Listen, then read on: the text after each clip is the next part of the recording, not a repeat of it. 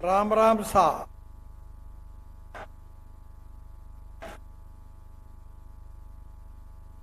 संसद में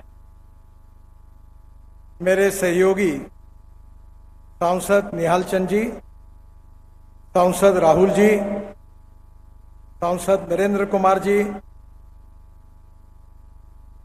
मेरे सहयोगी और पूर्व मंत्री राम प्रताप जी, विधायक बिहारी लाल बिश्नोई जी, गुरदीप सिंह जी, धर्मेंद्र कुमार जी, राम सिंह कसवा जी, राम प्रताप जी, अभिषेक मटोरिया जी, संजू बेनीवाल जी, श्री बलबीर बिश्नोई जी, श्रीमती सरोज जी, श्री राजकुमार हिसारिया जी, मंच पर उपस्थित सभी सम्माननीय अतिथिगण और विशेष रूप से बहुत बड़ी संख्या में इतने धूप में उपस्थित सभी मेरे भाइयों और बहनों, सबसे पहले मैं हमारे सबके प्रेरणा स्रोत जिन्होंने इतिहास में ऐसा इतिहास लिखा है कि वो इतिहास कुर्बानी का है,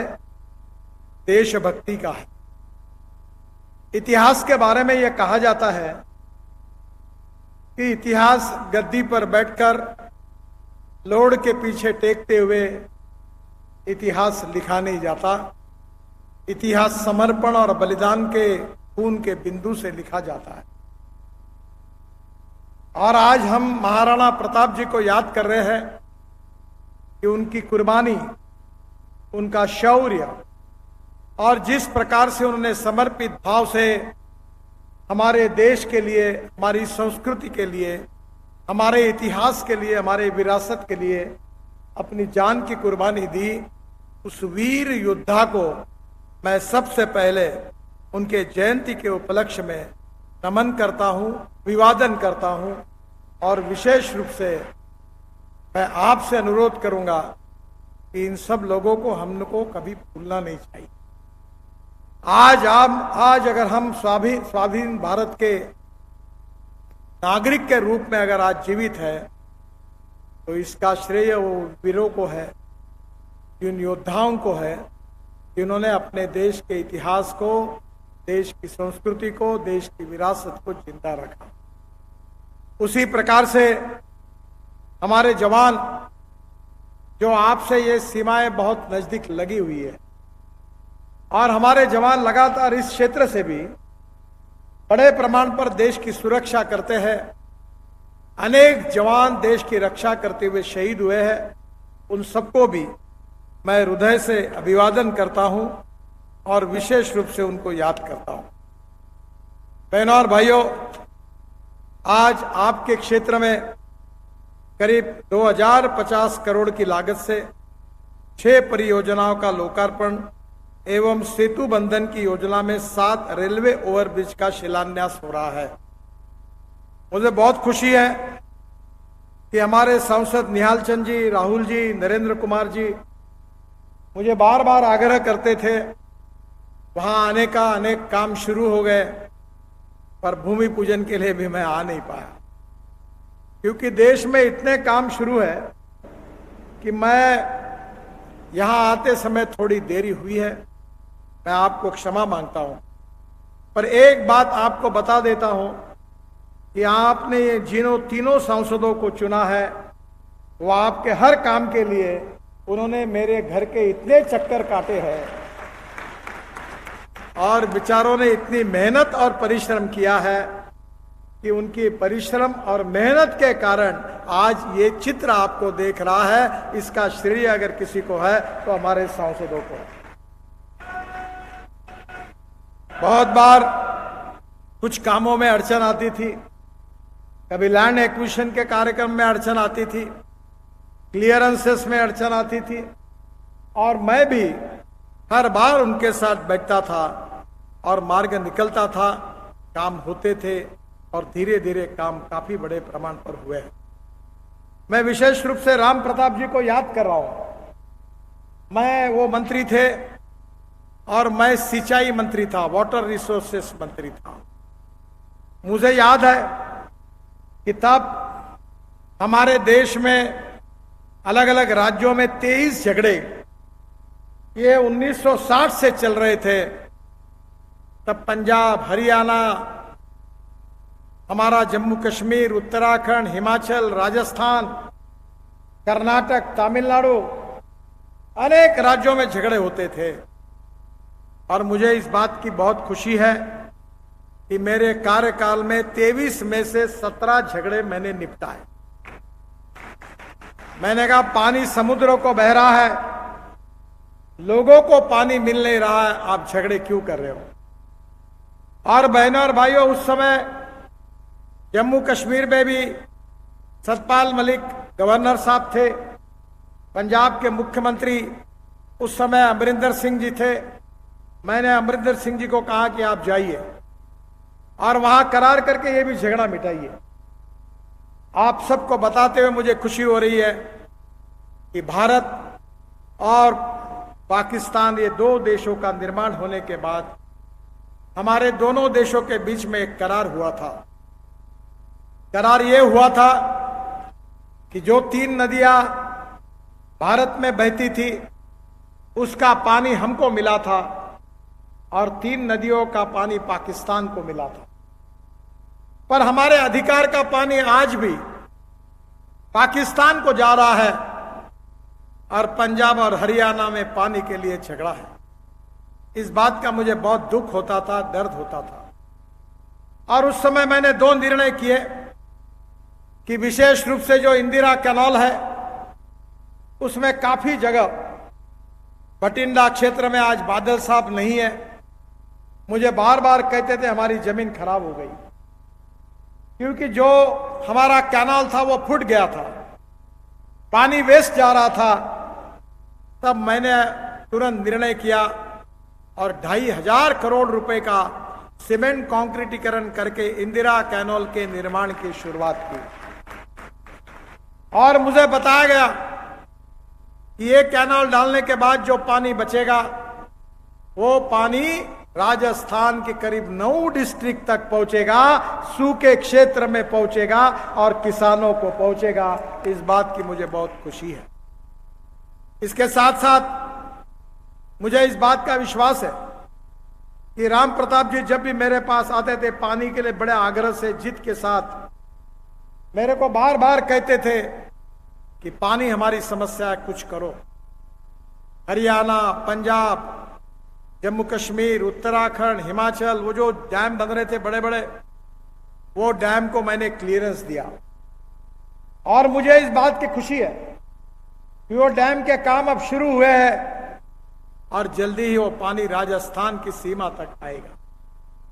मैंने तो और एक योजना तैयार की थी कि नर्मदा के बाद अनेक नदियों का पानी गुजरात में समुद्र में चला जाता है, उस पानी को रोककर मैं जैसलमेर तक एक बड़ा कैनाल, वाटर ट्रांसपोर्ट का एक कैनाल बना रहा था और उस पानी से बहुत जगह पर पूरे हमारे राजस्थान के प्रदेशों में पानी मिल जाता। ऐसी अनेक योजनाएं। मैं किसान हूं, किसानों में काम करता हूं, 3 चीनी मिलें चलाता हूं।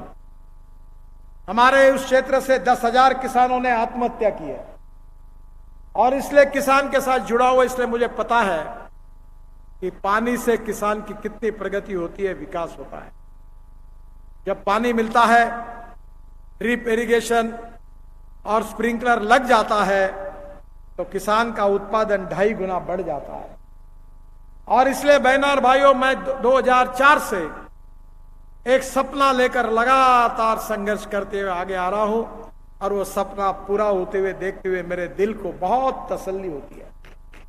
मैंने तय किया था कि इस देश का किसान गेहूं, चावल, हमारी सरसों, मक्का तैयार करके किसान की तकदीर नहीं बदली जाती। अगर किसान की तकदीर बदलनी है तो किसान को अन्नदाता तो है ही, पर किसान को ऊर्जादाता बनाना चाहिए। अब किसान ऊर्जादाता बन गया और अभी तो हरियाणा और पंजाब के किसान ये डांबरदाता भी बन रहे हैं। थोड़ा आपके यहां भी आप इसमें इनिशिएटिव लीजिए। जो परली है, जिसको राइस स्ट्रॉ कहते हैं, हमने पानीपत में बहुत इंडियन ऑयल के पीछे लगकर एक प्लांट लगाया है और वहां परली से, राइस स्ट्रॉ से 1,00,000 लीटर इथेनॉल पैदा होता है और करीब 150 टन बायो बिटुमिन तैयार होता है। और अभी ऐसी टेक्नोलॉजी आई है कि rice straw, cotton straw, wheat straw, bagasse, कोई भी बायोमास, अगर 20 लाख का ट्रैक्टर मोल्डेड यूनिट है, उसमें अगर डाल देंगे तो डांबर तैयार होगा, बिटुमिन तैयार होगा। और मेरी इच्छा है कि इस देश के किसान अन्नदाता तो है ही, ऊर्जा दाता भी बन गए, अब बिटुमिन दाता बने, ये मेरा सपना है। हमारे देश को 80 लाख टन बिटुमिन लगता है, 50 लाख टन हमारे यहां हमारी रिफाइनरी देती है और 30 लाख टन इंपोर्ट होता है। बहनों और भाइयों, हमारा ये 30 लाख टन बिटुमिन हमारे राजस्थान का, गुजरात का, महाराष्ट्र का, पंजाब का, हरियाणा का, कर्नाटक का, आंध्र का और तेलंगाना का किसान अब पैदा करेगा। और वो टेक्नोलॉजी मैं लेकर आ रहा हूं, वो पूरी प्रूवन हो गई और अभी इसके निर्माण से किसान को 30,000 करोड़ रुपए किसानों की आमदनी बढ़ेगी। बहनों और भाइयों, मैं आपने कभी मुझे YouTube पे सुना होगा, मैं बार बार कह रहा हूं कि ये किसान ऊर्जा दाता है। हम शुगर केन जूस से इथेनॉल बनाते हैं। मेरे यहां खुद 2 lakh litre ethanol per day बनता है। और इथेनॉल इतना ही नहीं तो सी मोलाइसिस, शीरा, इससे भी इथेनॉल बनता है। फिर बी हेवी मोलाइसिस जो 7% होता है शुगर परसेंटेज, उससे इथेनॉल बनता है। अब महाराष्ट्र में, उत्तर प्रदेश में इथेनॉल बनना शुरू हुआ है। हमारे देश में 16 लाख करोड़ रुपए का fossil fuel, petrol, diesel, gas import होता है।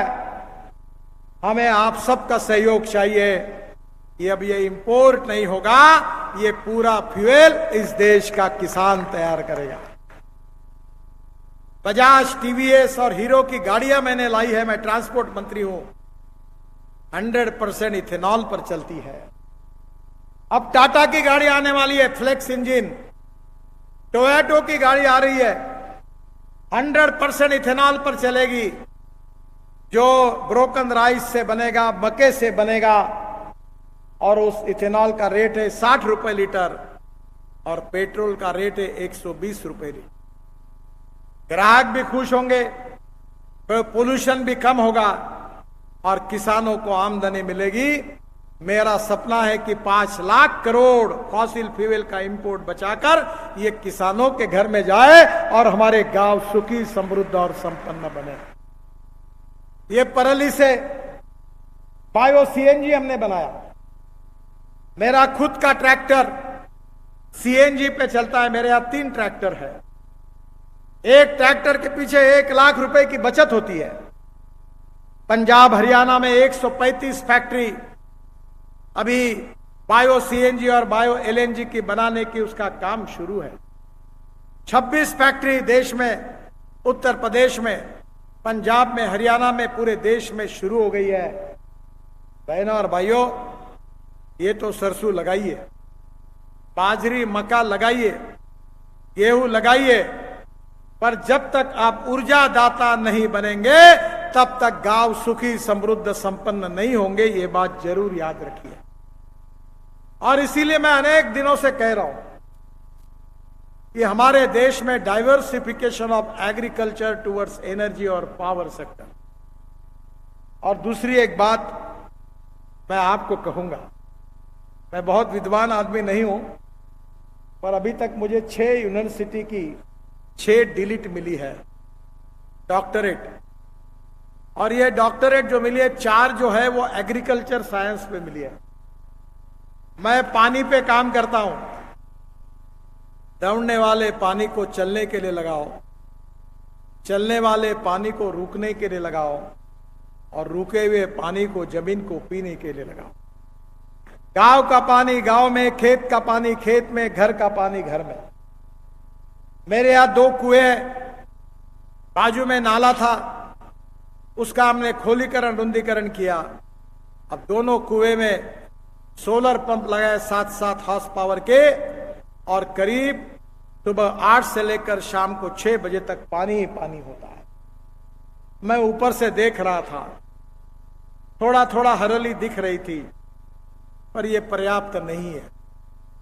राजस्थान की इस भूमि को पूरी तरह ग्रीन करने की जिम्मेदारी आपकी है। फल फूल सब्जियां, ये पानी आएगा तो लगेगी। मैं कनाडा और अमेरिका में हमारी फार्मर प्रोड्यूस कंपनी की ओर से 22 कंटेनर सब्जियां एक्सपोर्ट करता हूं। आपको ताज्जुब होगा कि हमारा आईक्यूए प्लांट है जिसमें 1 साल तक सब्जी वैसी ही रहती है। मैं ये सांसदों को और विधायकों को कहूंगा कि आप आइए, काम देखिए। आपके यहां से जो अनार बनता था, काई भी बार ये अनार हम खरीदते हैं और एक्सपोर्ट करते हैं। बहनों और भाइयों, हमारे देश की 65% आबादी गांवों में रहती है। महात्मा गांधी कहते थे कि हमारे देश की 80% आबादी उस समय गांवों में रहती थी। 30% लोग गांव छोड़कर शहर की ओर क्यों गए? क्या खुशी से गए? मजबूरी से गए। गांव में जाने के लिए रोड नहीं, पीने के लिए पानी नहीं, गांव में अस्पताल नहीं, गांव में अच्छी स्कूल नहीं, गांव में अच्छी कॉलेजेस नहीं। स्कूल की बिल्डिंग है तो टीचर नहीं है, टीचर है तो पढ़ाई नहीं है, और बिल्डिंग पढ़ाई और टीचर अच्छे हैं तो बच्चे नहीं है। ऐसी हालत। अब कुछ सुधार हो रहा है, पर बहनों और भाइयों, अब केवल स्मार्ट विलेजेस नहीं, स्मार्ट सिटी भी हमको बनानी है। स्मार्ट विलेज भी बनाना है, स्मार्ट सिटी नहीं, स्मार्ट विलेजेस बनाने हैं। और मैं खुद अपने क्षेत्र में 2 स्मार्ट विलेज तैयार कर रहा हूं, जहां 24 घंटे बिजली मिलेगी, 24 घंटे पानी मिलेगा, और अच्छे कंक्रीट के रोड होंगे। वो कठिन नहीं है। और इसलिए गांवों को सुखी समृद्ध संपन्न बनाना, यही हमारा सबका मकसद है। मैं American president John F Kennedy, इनकी बात अक्सर दोहराते रहता हूं। जॉन एफ कैनेडी जी ने कहा था कि American roads are not good because America is rich, but America is rich because American roads are good.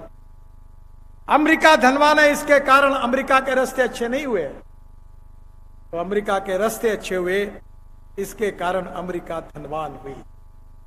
हम राजस्थान के रास्ते 2024 समाप्त होने के पहले अमेरिका के बराबर बना के देंगे, ये मैं वचन आपको देता हूं।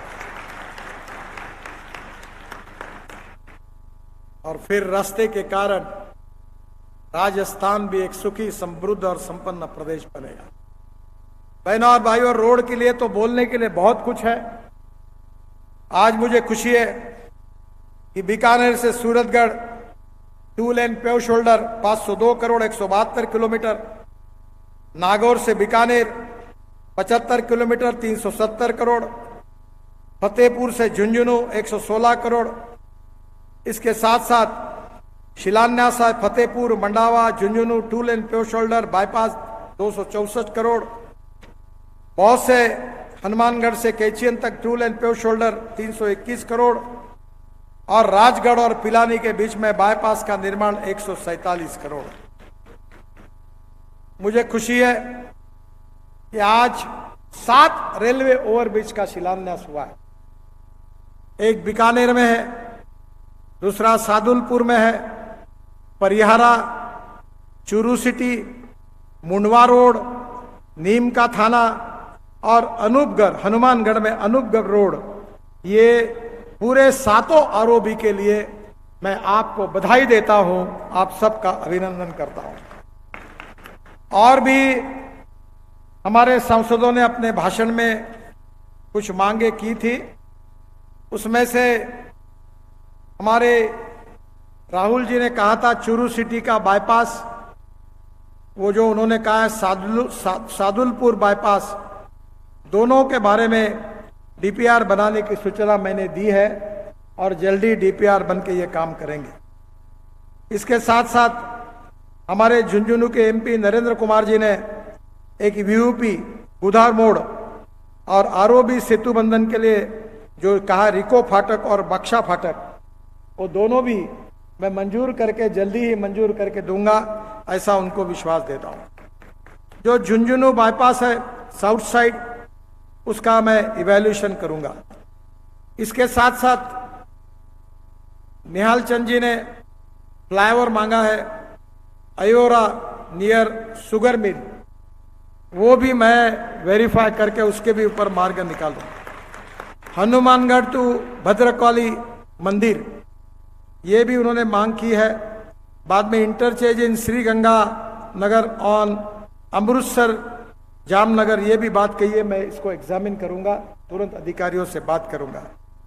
सूरतगढ़ टू रवतसार, ये एनएच डिक्लेयर करने की बात है, अभी फिलहाल इसमें थोड़ी अड़चन है, जब भी खुल जाएगा तो मैं पर नक्की करता हूं। सर मैं जो भी घोषणा करता हूं वो डंके की चोट पर करता हूं, जो होने वाला है उसमें संकोच नहीं करता। आप मुझे मुहूर्त दो, ये मेरे हाथ के बाहर का थोड़ा काम है, ये आपको निहाल चंद जी बाद में समझा देंगे, पर मैं ये भी करने की कोशिश, लिखवा लो मेरे पास है, मैं जरूर करूँ। दूसरी बात, राजस्थान में अर्जुन मेघवाल जी ने भी प्रस्ताव दिए हैं, इन सब को मैं आगे जरूर, ये सब बातें हैं मेरे पास, मैं इसके ऊपर जरूर काम करूंगा। राजस्थान में हम दिल्ली मुंबई एक्सप्रेसवे निर्माण कर रहे हैं। 1 लाख करोड़ में से जो काम है 16,600 करोड़ का 374 किलोमीटर काम राजस्थान में हो रहा है। मुझे विश्वास है कि इसके साथ साथ हमारे यहाँ जयपुर से दिल्ली मुंबई एक्सप्रेस हाईवे से बहुत बड़ा फायदा राजस्थान के लोगों को मिलेगा। ये जो अमृतसर जामनगर इकोनॉमिक कॉरिडोर है, जो आपके क्षेत्र से जाता है, ये करीब 23,000 करोड़ का है। 917 किलोमीटर 6 लेन इकोनॉमिक कॉरिडोर, और ये 2023 अक्टूबर तक पूरा हो जाएगा। अमृतसर से जामनगर के बीच 970 किलोमीटर से 650 किलोमीटर कॉरिडोर बन गया है। राजस्थान में 14,000 करोड़ की लागत से 637 किलोमीटर 6 लेन 215 किलोमीटर बन गया है। यह कॉरिडोर पंजाब में 155 किलोमीटर, गुजरात में 125 किलोमीटर बन रहा है। यह कॉरिडोर पंजाब, राजस्थान, हरियाणा और गुजरात के 15 जिलों से गुजर रहा है। राजस्थान के श्री गंगानगर, हनुमानगढ़, बीकानेर, जोधपुर, बाड़मेर एवं जालोर से होकर यह कॉरिडोर जा रहा है। तीनों रिफाइनरी, पंजाब की भटिंडा रिफाइनरी, राजस्थान की बाड़मेर रिफाइनरी और गुजरात की जामनगर रिफाइनरी इस पे आएगी। और मेरा विश्वास है कि जिन जिलों का मैंने नाम लिया, उसके कारण राजस्थान के विकास की गति 3 गुना 4 गुना बढ़ेगी, यह विश्वास मैं आपको देता हूं। यह कॉरिडोर से 7 पोर्ट, 9 एयरपोर्ट और एक मल्टी मॉडल लॉजिस्टिक पार्क जुड़ेगा। 32 वे साइड एमिनिटीज बनेगी, जिसमें motel, restaurant, electric charging, dormitory, यहाँ के उत्पाद उनके स्टॉल होंगे। एडवांस ट्रैफिक मैनेजमेंट सिस्टम होगी और राजस्थान से डायरेक्ट कटरा तक आप पहुंच जाओगे, श्रीनगर पहुंच जाओगे। अभी हम दिल्ली में हाईवे बना रहे हैं, दिल्ली में देहरादून 2 घंटे में, दिल्ली से हरिद्वार 1.5 घंटे में, दिल्ली से जयपुर 2 घंटे में, दिल्ली से अमृतसर 4 घंटे में, दिल्ली से कटरा 6 घंटे में, दिल्ली से श्रीनगर 8 घंटे में और दिल्ली से मुंबई केवल 12 घंटे में। और ये नया रोड जो बनेगा, ये पूरे पंजाब हरियाणा को मुंबई तक लेके जाएगा। तो अब दिल्ली अहमदाबाद रोड नहीं, तो पंजाब हरियाणा का पूरा इंडस्ट्रियल ट्रैफिक आपके प्रदेश से गुजरकर यहां नई डेवलपमेंट होगी। युवाओं के हाथों को रोजगार मिलेगा और सबसे इंपॉर्टेंट चीज है कि यहाँ के किसानों को उनकी फसल को, उनकी फल सब्जियों को एक्सपोर्ट करने का अवसर पैदा हो। मुझे बहुत खुशी है कि अमृतसर जामनगर कॉरिडोर को कपूरथला जिले में सुल्तानपुर लोधी के पास दिल्ली कटरा एक्सप्रेसवे से जोड़ रहे हैं हम लोग, जिससे राजस्थान के लोगों को कटरा जाना बहुत आसान होगा। और एक महत्वपूर्ण बात है कि लुधियाना से अमृतसर जामनगर कॉरिडोर को लुधियाना को कनेक्ट करने के लिए मैं 2500 करोड़ रुपए की लागत से 75 kilometre 4 lane Ludhiana Bathinda greenfield express highway का काम दिसंबर 2024 में पूरा हो जाएगा। यह मार्ग हल्द्वारा से प्रस्तावित लुधियाना इंटरनेशनल एयरपोर्ट से जुड़ेगा, राजस्थान के प्रमुख नगरों को पंजाब के प्रमुख शहर लुधियाना से जोड़ेगा और इसी मार्ग को बनने से राजस्थान और पंजाब के बीच कारोबारी गतिविधि वृद्धि होगी और कुल्लू मनाली तक आप तुरंत पहुंच जाएंगे 3 घंटे। 4350 करोड़ की लागत से 128 किलोमीटर लंबा लुधियाना रूपनगर ग्रीनफील्ड हाईवे दिसंबर 2024 में पूरा होगा और जिसके कारण मेरा विश्वास है कि आप डायरेक्ट हिमाचल प्रदेश कुल्लू मनाली तक जाएंगे। और अंबाला कोटपुतली इकोनॉमिक कॉरिडोर 12,000 करोड़ का 313 किलोमीटर ये बन गया है। राजस्थान से कुरुक्षेत्र, रोहतक, भिवाड़ी, अंबाला से पंजाब जाना आना आसान हो जाएगा। यही कॉरिडोर से कैथल एवं जींद में राजस्थान को दिल्ली कटरा एक्सप्रेसवे से जोड़ा जाएगा और अंबाला से कोटपुतली के बीच 50 किलोमीटर की दूरी कम होगी और हरियाणा के नांगल चौधरी को मल्टी मॉडल लॉजिस्टिक पार्क को जुड़ेगा। अंबाला चंडीगढ़ कनेक्टिविटी ये भी हम कर रहे हैं ग्रीनफील्ड, इससे भी बहुत बड़ा फायदा होगा। आज मुझे हमारे सांसदों ने कुछ मांगे की थी। निहाल चंद जी ने हनुमानगढ़ जिले में नगराना के स्थानिक नागरिकों और किसानों के आवागमन के लिए अंडरपास के बारे में मुझे बताया है, मैं निश्चित रूप से उसको मंजूर कर रहा हूं। कालूसर से एटा के बीच, ठुकराना में मुसाईगढ़ के बीच Suratgarh thermal power cement factory को कनेक्टिविटी देने के लिए उनने कालूसर से एटा के बीच 61 करोड़ की लागत से कट पॉइंट के साथ एंट्री और एग्जिट रैम्प बनाने की मैं घोषणा कर रहा हूं। नरेंद्र कुमार जी ने करंगा छोटा में अंडरपास बनाए जाने के संबंध में कहा है, वो प्रस्ताव में मंजूर कर रहा हूं। बाद में नरेंद्र कुमार जी ने फतेहपुर, मंडावा, झुंझुनू में बाईपास निर्माण करने के संबंध में कहा है 264 करोड़ की लागत से फतेहपुर, मंडावा, झुंझुनू में बाईपास का निर्माण कराया जा रहा है। पचेरी से झुंझुनू का मार्ग 4 लेन, उसका चौड़ीकरण तथा चिड़ावा सिंगाना का बाईपास का डीपीआर भी बन रहा है। हमारे सुमेधानंद सरस्वती जी ने भी सीकर में कुछ बातें बताई है, वो भी उसको भी मैंने स्वीकार किया है। मैं निश्चित रूप से राजस्थान के विकासों के प्रति बहुत कटिबद्ध हूं और उससे भी ज्यादा मैं एक किसान होने के नाते मैं आपको विश्वास दिलाना चाहता हूं कि गांव, गरीब, मजदूर और किसान का अगर कल्याण करना है तो हमें रोड अच्छे बनाने पड़ेंगे। वाटर, पावर, ट्रांसपोर्ट और कम्युनिकेशन के सिवा इंडस्ट्री नहीं आएगी, उद्योग नहीं आएंगे तो रोजगार नहीं आएगा और रोजगार नहीं आएगा तो गरीबी दूर नहीं होगी। मैं हमारे गांव, गरीब, मजदूर, किसानों की हम गरीबी दूर करना चाहते हैं। मोदी जी के नेतृत्व में आत्मनिर्भर भारत बनाना चाहते हैं। गांवों को सुखी, समृद्ध, संपन्न बनाना चाहते हैं। हिंदुस्तान को शक्तिशाली बनाकर दुनिया की नंबर 1 की आर्थिक महाशक्ति हम बनाना चाहते हैं।